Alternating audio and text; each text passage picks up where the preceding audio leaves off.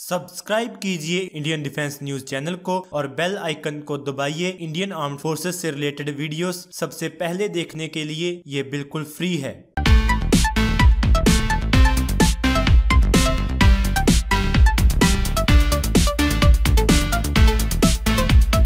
भारतीय वायुसेना के एक सीनियर ऑफिसर के अनुसार जब उत्पादन शुरू होने ही वाला था तब Indo Russian 5th generation fighter aircraft खो गया लगता है, क्योंकि रूसी विमान के लिए एक अनअफोर्डेबल प्राइस की मांग कर रहे हैं।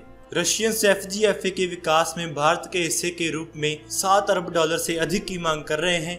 रूसी पक्ष का तर्क है कि उच्च मूल्य उचित है, क्योंकि विमान के विकास में कई हाई टेक सिस्टम्स की ट्रांसफर ऑफ टेक्नोलॉजी शामिल होगी। ऑफिशियल ने कहा कि भारत इस तरह के पैसे का भुगतान करने की स्थिति में नहीं है और एयरक्राफ्ट प्रोजेक्ट खो गया लगता है। रशियन पाक कैफे का इंडियन वर्जन, जिसे कि पर्सपेक्टिव मल्टी रोल फाइटर भी कहा जाता है, इंडिया और रशिया द्वारा जॉइंटली डिजाइंड और डेवलप किया जा रहा है। इंडिया की तरफ से state owned Hindustan aeronautics limited और रशिया की तरफ से रोसोबोरन एक्सपोर्ट लीड एजेंसीज डेजिग्नेट की गई हैं। इंडिया और रशिया ने FGFA को बिल्ड करने के लिए 2007 में सहमति बनाई थी और 2010 में इनिशियल डेवलपमेंट एग्रीमेंट साइन किया था। फाइनल एग्रीमेंट, जो कि अभी साइन नहीं किया गया है, FGFA प्रोजेक्ट में इंडिया के हिस्से आने वाली डेवलपमेंट कॉस्ट रिलीज करेगा। 2016 की शुरुआत में भारतीय वायुसेना द्वारा एक इंटरनल रिपोर्ट में रूस के साथ प्रस्तावित FGFA के कई ड्रॉबैक्स शामिल थे, जिसमें इंजन, स्टेल्थ कैपेबिलिटीज और एक्सपेंसिव रडार शामिल थे। रिपोर्ट के अनुसार एयरक्राफ्ट में 40 पैरामीटर्स में सुधार की आवश्यकता है, जिसे एयरफोर्स चाहती थी कि रशियंस इसे पूरा करें, जिसमें better stealth, AES radar, advance sensors, networking and combat avionics और सुपर क्रूज शामिल है। वायुसेना की रिपोर्ट के बाद रक्षा अधिकारियों का कहना था कि कमियों के बावजूद समाधान सुलझाए जा रहे हैं और FGFA प्रोजेक्ट ट्रैक पर है।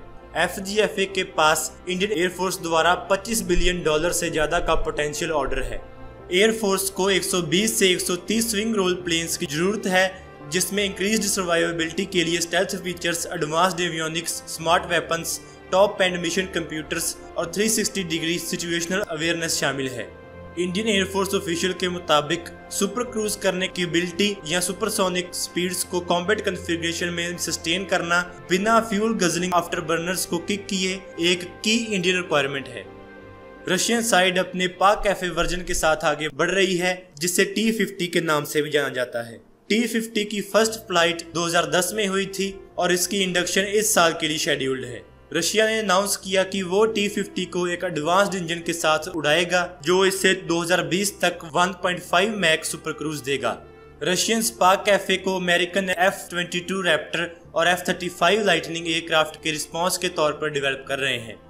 तो दोस्तों, आज की इस वीडियो में इतना ही। Please like, share and subscribe. अगर आपको वीडियो अच्छी लगे तो आप इसको जरूर लाइक और शेयर करें। Thanks for watching this video. जय हिंद।